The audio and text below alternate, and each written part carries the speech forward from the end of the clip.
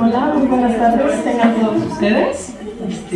Bienvenidos a una ponencia más aquí del ciclo de conferencias que se está ofreciendo.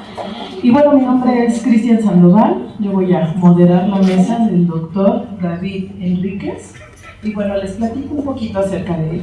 Él es licenciado en Psicología por la Facultad de Estudios Superiores de Iztacala, maestro en Psicología con residencia en Terapia Familiar en la UNAM, que es Iztacala, doctor en Psicología en el área de Psicología de la Salud, también por la UNAM, tutor en Educación e-Learning, cumpliendo con los estándares establecidos relacionados con las tareas de orientación, planificación y desarrollo de aprendizajes por parte de la UNAM, posgrado en especialización de entornos virtuales de aprendizaje por parte de la Organización de Estados Iberoamericanos, OIE, con sede en Buenos Aires, Argentina. Dentro del SUAYET Psicología se ha desempeñado como presidente del Claustro de Psicología de la Salud, como coordinador del comité científico y como jefe de la oficina de investigación. Actualmente es profesor de tiempo completo asociado nivel C en el SUAYET Psicología, desempeñando actividades de docencia e investigación en procesos de socialización sexual, familiar y prevención de conductas sexuales de riesgo en jóvenes. Asimismo, es miembro del Sistema Nacional de Investigadores, también SNIC, y hoy nos viene a presentar el tema Impacto en el contexto familiar en el comportamiento sexual preventivo de jóvenes universitarios. Va a tener aproximadamente media hora para su exposición y bueno, espero que sea de su completo agrado. Gracias.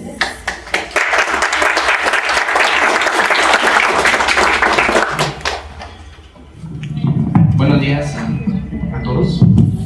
Le damos por favor clic a la siguiente diapositiva.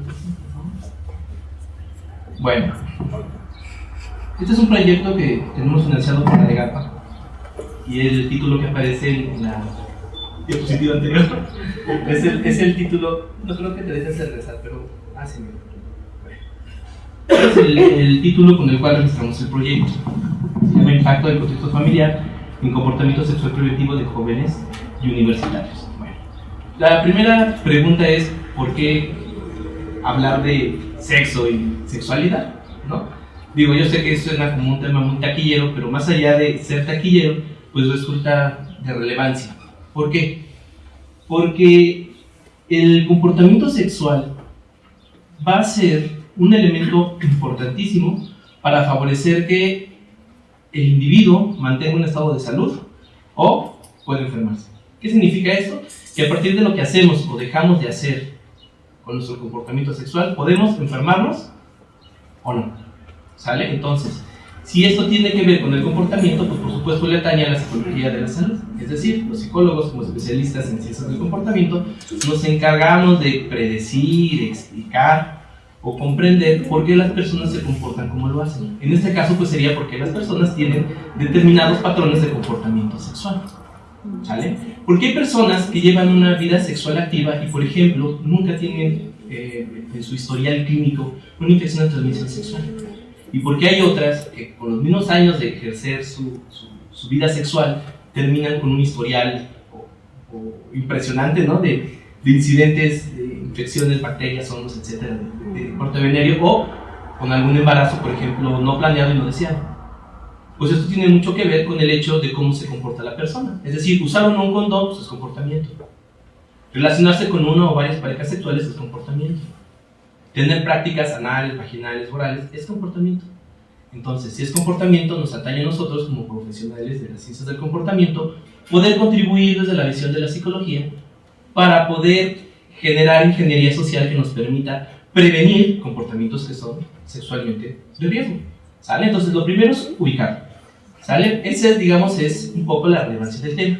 Más adelante voy a hablar sobre el contexto familiar. Ahorita solamente quiero ubicarlos en este punto. ¿Esa es la que sigue, Cristian, por favor? ¿La sigue? ¿Va a decir? Gracias. ¿Una más? Bueno. Ustedes podrán identificar que el comportamiento sexual es muy variable. Y esta variabilidad de comportamiento las podemos agrupar en diferentes poblaciones. Es decir, no es lo mismo el comportamiento sexual, por ejemplo, en el grupo de sexo servidoras o sexoservidores, que el comportamiento sexual de un universitario, que el comportamiento sexual de, por ejemplo, amas de casa, o el comportamiento sexual de cualquier otro grupo. Es decir, gracias a la investigación se pueden tipificar o obtener perfiles del comportamiento sexual a partir de una serie de características sociodemográficas o conductuales de los grupos. En este caso particular, el proyecto está vinculado al trabajo con universitarios. Entonces habrá que pensar cuáles son las características de los universitarios en términos de su comportamiento sexual. Vamos a pensar un poquito en términos del contexto y la etapa de desarrollo en la cual se encuentran los universitarios. Es decir, cuando uno entra a la universidad, conoce nuevas amistades. Cuando uno entra a la universidad, generalmente empieza a incrementar el número de parejas sentimentales y románticas. Ya hay una madurez, digamos, biológica o física, hay una madurez también en términos hormonales, ¿no? Y esto en algún sentido sirve como un andamio que precipita a que las personas empiecen a buscar una serie de experiencias que en muchas de las ocasiones terminan, digamos, en encuentros sexuales. Esa es la parte del comportamiento, ese es, digamos, el contenido comportamental. ¿Sale? Entonces, en este sentido, trabajar con los universitarios es importante. ¿Por qué? Porque en universidades donde se dispara el mayor número de parejas sexuales, es donde empieza a haber influencia de los mismos compañeros, es donde el individuo gana individualidad o autonomía un poco de la familia. Digo, se darán cuenta que cuando nosotros egresamos a la universidad queremos estar más con los cuates en las fiestas, con la pareja que con la familia. ¿Sale? Entonces se produce una serie de condiciones que llevan a precipitar que se puedan generar encuentros sexuales que puedan potencializar la transmisión de algún virus, bacteria, hongo de carácter venéneo. Entonces, aquí lo interesante es, uno, no perder de vista cuáles son las características de la población. Este proyecto en particular se ancla a universitarios. Por favor, ¿sigue? Número 2, más allá de las características que definen el perfil de estos grupos, tenemos que ver también qué es lo que hacen. Es decir, cómo se comportan, porque a final de cuentas ese es nuestro objeto de estudio. Entonces, ¿cómo se comportan los universitarios? Hay un perfil, por supuesto, ¿no? Encontramos una regularidad en los grupos de universitarios. Por supuesto, hay diferencias entre hombres y mujeres, sí, eso es claro. Pero encontramos que más del 70% de los universitarios tienen una vida sexual activa o tienen experiencia sexual, principalmente varones sobre mujeres, ¿no? Pero también encontramos un promedio de parejas sexuales entre 3 y 4 parejas sexuales, ¿no? Promedio en los grupos universitarios, hablando de una edad promedio de 19, 18 años. Y empezamos a ver una serie de patrones que perfilan muy bien al universitario, pero también lo colocan en diferentes situaciones de riesgo. Entonces, lo que nos atañe preguntar es, ¿qué cosas hacen para ponerse en riesgo o para prevenir esos riesgos? Todo esto se reduce a comportamiento. Ahora, como especialistas en el comportamiento, tenemos que empezar a describir qué cosas son aquellas que predicen o precipitan estos comportamientos sexuales. Es aquí donde nosotros comenzamos a identificar variables. Por favor, que digamos es lo que hacemos en la investigación. Identificamos una serie de variables, las definimos y las comenzamos a medir. Y después vemos cuál es su ocurrencia, su relación, o en qué medida pueden estas variables predecir el comportamiento sexual de los universitarios.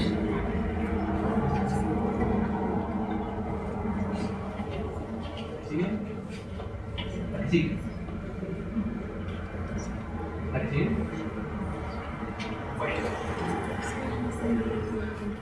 Al centro del campo de estudio de la literatura siempre va a estar la conducta sexual preventiva, porque lo que nos interesa promover, mantener, es aquellos comportamientos o grupos de comportamientos que le permiten al universitario mantener su estado de salud sexual. Entre ellos está, por ejemplo, la abstinencia, el rechazar encuentros sexuales con un preservativo, el uso consistente del condón, que es usarlo en todas y cada una de las relaciones sexuales, independientemente del tipo de práctica, disminuir el número de parejas sexuales, etcétera, etcétera. Todo eso se reduce a comportamiento. La que sigue, por favor. Sin embargo, durante décadas, lo que ha hecho el campo de la psicología de la salud es identificar dos grandes grupos de variables, que son las psicosociales y las variables conductuales. ¿Qué significa esto? Variables psicosociales son todas aquellas variables que tienen que ver con aspectos relativos a la percepción o valoración de los hechos. Entonces, ¿qué es lo que evaluamos? Creencias, actitudes, intenciones para usar un preservativo, norma subjetiva, que es lo que el otro cree sobre el hecho de que yo use un condón, por ejemplo. ¿Qué más evaluamos? Autoeficacia, qué tan seguro me siento de poder rechazar un encuentro, de poder usar un condón. Esas son cosas que no podemos medir de manera directa, es decir, no las podemos observar. No es que yo agarre la autoeficacia, la vea y la pueda medir, sino más bien lo que hacemos es preguntarle a las personas qué es lo que piensan, qué es lo que sienten y por supuesto cómo se comportan. Y después tratamos a través de una serie de procedimientos de encontrar si hay algún tipo de relación o de asociación entre estas variables para decir que A está relacionada con B. Entonces, creencias negativas hacia el uso del condón está relacionada con una baja frecuencia del uso del preservativo. Ahora, las variables conductuales tienen que ver con aquellas cosas que las personas saben hacer y hacen para mantener su estado de salud. Esto tiene que ver con habilidades. Habilidades para negociar un condón, habilidades para rechazar un encuentro sexual, habilidades para comunicarse sexualmente con la pareja. Todo es comportamiento, son habilidades. Se ha visto que a mayor habilidad para cada una de estas que ya he mencionado, mayor probabilidad de ocurrencia de comportamientos sexuales preventivos. Entonces, no solamente el problema es sobre lo que creo, pienso o valoro, el problema también es qué tanto yo sé hacer para resolver o enfrentarme a esta situación. Durante décadas se han trabajado y desarrollado propuestas empíricas con estas variables, y el producto es al menos 6 o 7 modelos que relacionan variables conductuales y psicosociales para predecir y explicar el comportamiento sexual. Sin embargo, de una década para acá, se han comenzado a trabajar con aquellos modelos que se llaman contextuales, que es como el modelo que nosotros estamos trabajando en este proyecto. ¿Por qué modelos contextuales? Porque más allá de considerar lo que pienso, valoro o percibo y las habilidades que tengo, también es importante valorar cuáles son aquellos contextos de influencia que impactan directamente en las creencias, intenciones, actitudes, motivaciones y por supuesto en las habilidades. Es decir, no están flotando, no están en aislado.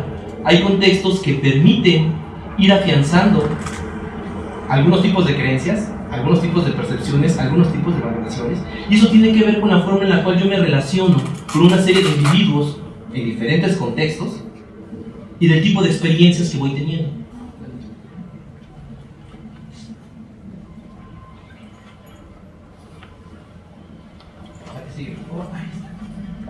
¿Cuáles son los contextos que primordialmente se priorizan?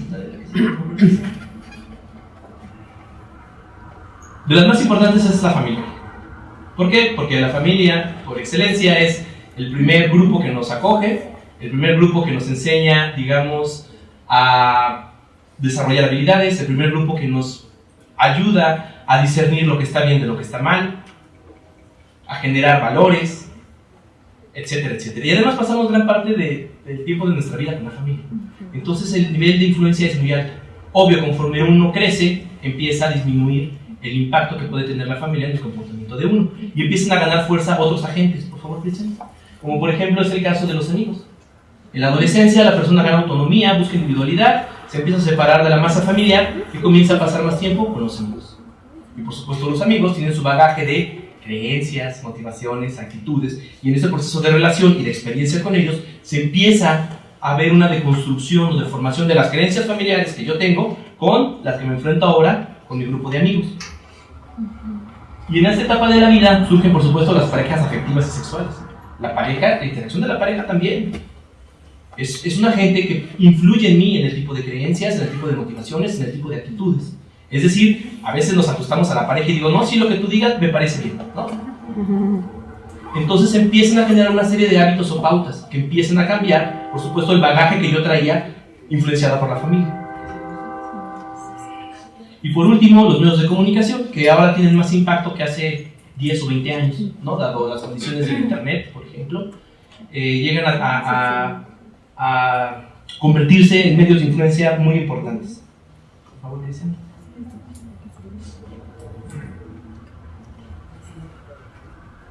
¿La que sigue? Una más. Ahí está. Bueno. ¿Y todo este contexto para qué? Bueno. La parte del comportamiento sexual tiene un componente psicológico muy importante, muy significativo.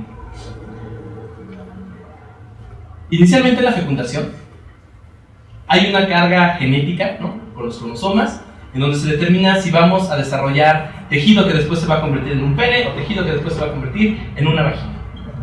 Es un proceso o es un acto netamente biológico que implica genes, hormonas, ¿no?, aspectos de proceso biológico. Eso no tiene mucho de psicológico, ¿no? Es un proceso de desarrollo natural, evolutivo. ¿Dónde viene lo psicológico? Lo psicológico se construye o se teje alrededor de si tengo un pene o una vagina. Ese sí es un fenómeno psicológico.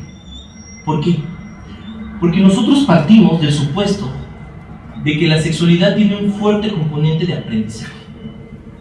¿Qué significa esto? Que nosotros aprendemos a ejercer el comportamiento sexual e inclusive la sexualidad, que es una dimensión muchísimo más compleja, a partir de los diferentes agentes de socialización, que ya dijimos que son la familia, los amigos, la pareja y los medios de comunicación. Entonces, ¿cómo es que nosotros vamos aprendiendo estas cosas? A partir de lo cotidiano. Es decir, si yo en algún momento en mi casa dije pene y mi papá hace una mueca, eso es comunicación. Eso es un mensaje que se está transmitiendo.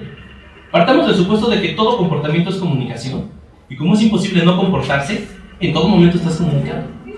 Hay estudios que evalúan no solamente el nivel de comunicación verbal, sino también el no verbal. Y el impacto en el no verbal es brutal. Se llegan a tornar predictores de muchos mensajes sexuales que nosotros nos apropiamos. ¿Qué es lenguaje no verbal? Gestos, muecas, silencios. El simple hecho de evitar hablar del tema es comunicación. Nos está llegando un mensaje sobre el hecho de si debemos o no hablar de sexo en la casa, por ejemplo. El hecho de observar a mis padres, cómo trata mi padre a mi madre, se convierte en aprendizaje. Piensen en la teoría del aprendizaje vicario. El hecho de abrir el tema, descalificar, de abrir los espacios o tratar el tema, es mensaje, pues, es comunicación.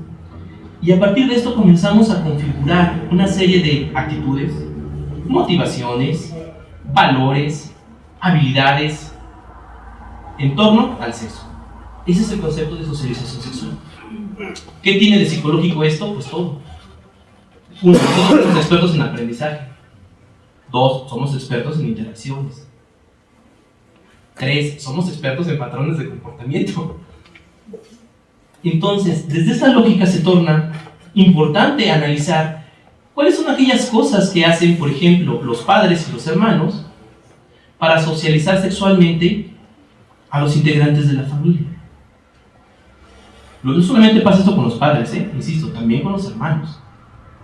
Digo, no tengo que referirlo yo, piensen en sus propias experiencias. Pero por supuesto el comportamiento de padres y hermanos es diferente. Por la barrera generacional, por el tipo de intimidad que uno puede tener con un hermano o con los padres.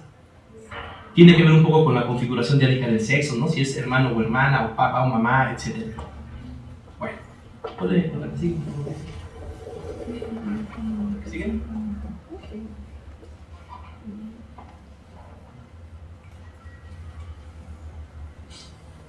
Bueno, en ese sentido, y comprendiendo la importancia del comportamiento sexual y del proceso de socialización sexual, el proyecto lo que busca es abordar 3 grandes rubros. El primer rubro tiene que ver con el contexto familiar y cultural. En el contexto cultural es, digamos, indivisible del aspecto familiar. ¿Por qué? Porque la familia está incrustada en la cultura como un marco normativo muy general. Es decir, la cultura nos dice las maneras correctas o incorrectas, de acuerdo a ese estándar o ese marco cultural, de cómo debemos expresar la sexualidad.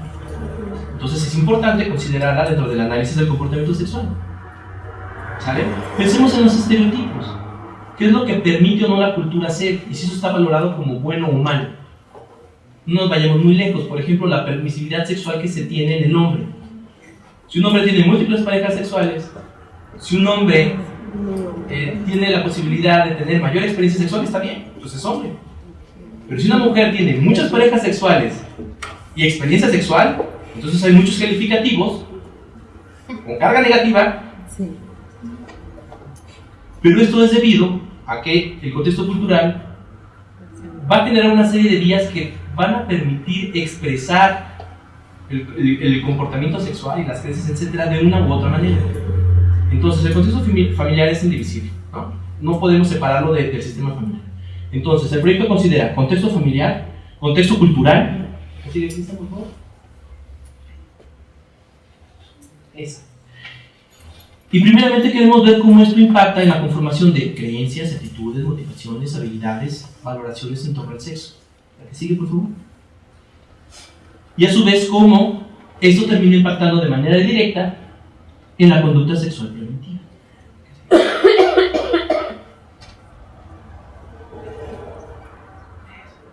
La que sigue, esa. Bueno, de manera muy general aquí presento en la diapositiva cuáles son aquellas variables que se consideran para este trabajo que nosotros estamos realizando. Las primeras son las prácticas parentales, paternas y maternas. ¿Qué significa esto? Aquellas cosas que el padre y la madre hacen para socializar sexualmente a los hijos. Esto tiene que ver con el hecho de si fungen como modelos, con el hecho de si hablan o no con él, con el hecho de si generan acciones para protegerlo de algún contagio de alguna enfermedad o evitarle algún embarazo no deseado. Se utilizan estrategias como el miedo. Hace años los padres tendían a satanizar el sexo y las consecuencias negativas. ¿Con qué objetivo? Para que los hijos no tuvieran relaciones sexuales. Pero eso es una manera de enseñarle a una persona aspectos importantes o significativos sobre el ejercicio del acto sexual. O hay padres que son más comunicativos o más abiertos. Todas esas son tácticas de socialización y son conductas. Entonces es algo que evaluamos tanto en padre como en madre. También evaluamos las prácticas fraternas, dado que son diferentes a las de papá y mamá. Los hermanos tienden a ser más alcahuetes, tienden a ser un poco más permisivos. Las estrategias de control son diferentes a las de los padres, por ejemplo. Y también aprendemos mucho de ellos. Por ejemplo, sabemos por la literatura que aquellas personas que tienen hermanos mayores con múltiples embarazos tienden a tener actitudes más permisivas sobre el sexo, por ejemplo. ¿Por qué? Pues es lo que ven en casa. Es lo que aprenden de acuerdo a la relación, a los comentarios, a las acciones que los padres generan en la manera de regañar, premiar o relacionarse con aquellos hermanos mayores que ya tuvieron uno o más embarazos. ¿Sale? ¿La que sigue? Y también evaluamos estereotipos para el cuidado de la salud sexual, que tiene que ver con toda una conformación de ideas estandarizadas o creencias estandarizadas sobre lo que se espera de un hombre y una mujer en el acto sexual. Es decir, los estereotipos se tornan descriptivos y prescriptivos. ¿Qué significa esto? Que describen y además te dicen el deber ser. Entonces evaluamos cosas como una mujer debería de tener siempre un condón. Alguien muy estereotipado te diría no, solamente el varón. Alguien poco estereotipado te diría sí, por supuesto, ¿no? Ya de género. ¿Sí me explico? Entonces es otro de las dimensiones que se evalúan en el proyecto.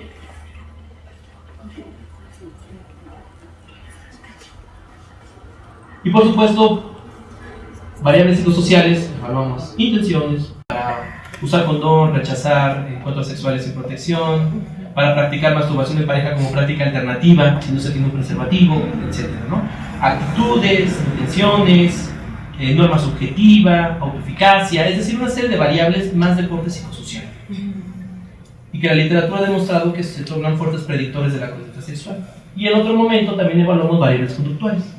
Evaluamos comunicación sexual con pareja, comunicación sexual con padres, y también evaluamos habilidad para negociar el preservativo con la pareja, que tiene que ver con lo que las personas saben hacer y ponen en juego para resolver una situación que los expone a riesgo.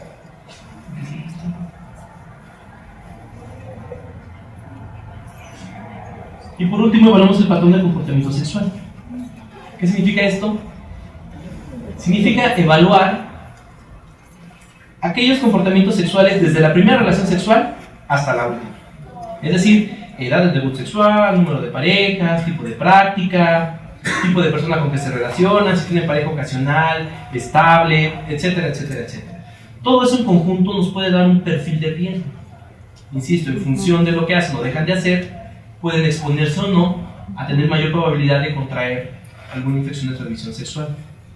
¿Sale? Entonces también evaluamos patrón de comportamiento sexual y generamos perfiles. Bueno, este es un proyecto de 3 años, de 2 años, perdón. Ahorita nos encontramos justamente a la mitad. En el primer año, básicamente lo que nosotros hicimos fueron varios estudios utilizando redes semánticas naturales modificadas, que seguramente muchos de ustedes están familiarizados con esta metodología. Lo que obtuvimos con este primer estudio fue el significado psicológico de una serie de prácticas parentales y fraternas. Les poníamos a las personas frases como lo que hace un padre para proteger a sus hijos de una infección de transmisión sexual o de un embarazo, por ejemplo. Y entonces los chavos contestaban, ¿no? Regañar, asustar, bla, bla, bla. Y luego ordenaban las palabras en orden de importancia o en orden de que mejor definiera el estímulo. Después se hacen tratamientos estadísticos y determinamos cuáles son aquellas palabras que más se relacionan con este tipo de estímulos. Todos los estímulos iban dirigidos a evaluar prácticas parentales y fraternas en diferentes dominios de interacción. Entonces, ¿qué hicimos con estos resultados? ¿La que sigue, Cristian?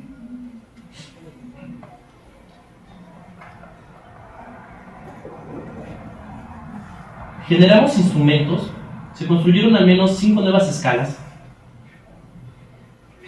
para medir todas estas variables que nosotros queremos medir.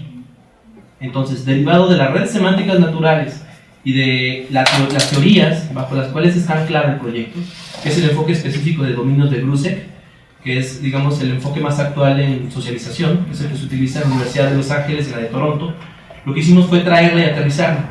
Y a partir de esta teoría y de la información de las redes, establecer las escalas. Y a finales del año pasado terminamos de hacer la aplicación. Está participando FESACatlán, evaluamos sus 16 carreras, tomando muestras aleatorias del 20% de todas las carreras. Se obtuvo la información y ahorita estamos en la parte de la captura y del análisis psicométrico de las escalas. ¿Qué vamos a hacer después con esas escalas? ¿Qué es el trabajo de este año? Volverlas a aplicar, ya ajustadas, y lo que vamos a determinar es cómo se relacionan estas variables en diferentes comportamientos sexuales preventivos y de riesgo. Esto implica generar una propuesta inicial de un modelo que considere aspectos culturales, aspectos familiares y aspectos psicosociales y conductuales en el comportamiento sexual de riesgo. Es un trabajo, pero es un enfoque más ecológico, porque considera tanto lo que el individuo hace y piensa o cree en relación con otros contextos como el niño, por ejemplo, y la cultura. Entonces, con esto pretendemos nosotros proponer un primer modelo que por supuesto se tiene que seguir trabajando, pero más allá de eso nos permite generar perfiles de familia, nos permite entender qué tácticas de socialización parental y fraternas resultan más efectivas para promover el uso del condón o para promover que los chicos retarden el inicio de la vida sexual, por ejemplo. Nos permite comprender un poco sobre estos procesos de socialización que son importantes, dado que la influencia que tenemos de los agentes de socialización es muchísima. 5 minutos.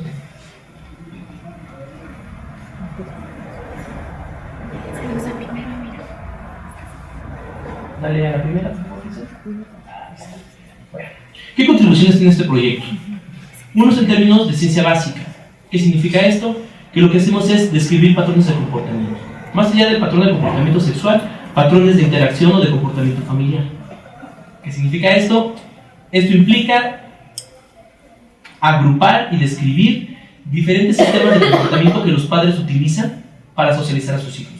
Habrá tácticas de socialización que serán más racionales, basadas en la comunicación. Habrá otras que sean basadas en el miedo. Habrá otras que sean basadas en la restricción, otras basadas en el control. Eso te permite describir las formas de relacionarse, y eso es lo que hace la ciencia básica, describir y tratar de predecir cómo esto tiene una relación con este grupo de comportamientos. ¿La que sigue, Cristian, por favor? Tiene contribución en ciencia aplicada. ¿Por qué? Porque estos resultados, si tú conoces cómo es que algunos comportamientos bien identificados de padres, madres y hermanos tienen un impacto en el comportamiento sexual, generas programas de prevención o programas de intervención. Y eso se traduce en ingeniería social. ¿Qué busca la ingeniería social? Transformar la realidad. Entonces, yo puedo identificar aquellas familias que están en riesgo en términos de lo que enseñan o cómo se relacionan con sus hijos y hacer algo para transformar. Y por último, se traduce en formación de recursos humanos. El proyecto está titulando alumnos de su ayer y próximamente del sistema escolarizado. Y del mismo trabajo y colaboración que tienen ustedes los alumnos en el proyecto, se generan sus manuscritos recepcionales. El año pasado egresaron cinco compañeros de ustedes titulándose con reporte de investigación del proyecto, y este año va a egresar la misma cantidad más o menos de estudiantes. Es importante, o hay un plus de pertenecer a un proyecto de investigación. ¿Y cuál es el plus? Que uno tiene la posibilidad de aterrizar todas aquellas cosas abstractas que se ven en metodología, en estadística, o inclusive en la misma teoría. No es lo mismo que te enseñen, ¿no?, que la suma del total entre el tamaño de n es igual a la media, a tener lo que hacer y que desglosarlo, y no solamente eso, interpretarlo, y que veas que tiene una utilidad práctica. Eso genera un aprendizaje significativo. También tenemos la posibilidad de abrir seminarios, talleres, para formarlos a ustedes, porque al final de cuentas el proyecto marcha gracias a la colaboración de ustedes.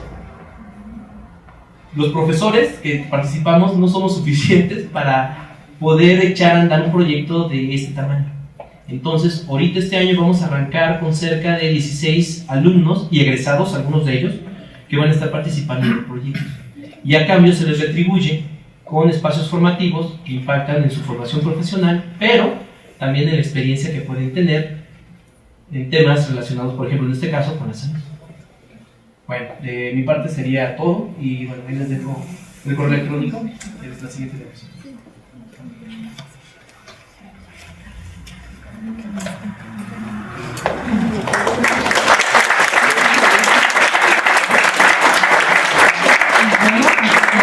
Agradecemos mucho la atención. Vamos a tomar 3 minutitos, como mucho, para un par de preguntas que tengan al respecto de la ponencia, y continuaremos con el siguiente tema.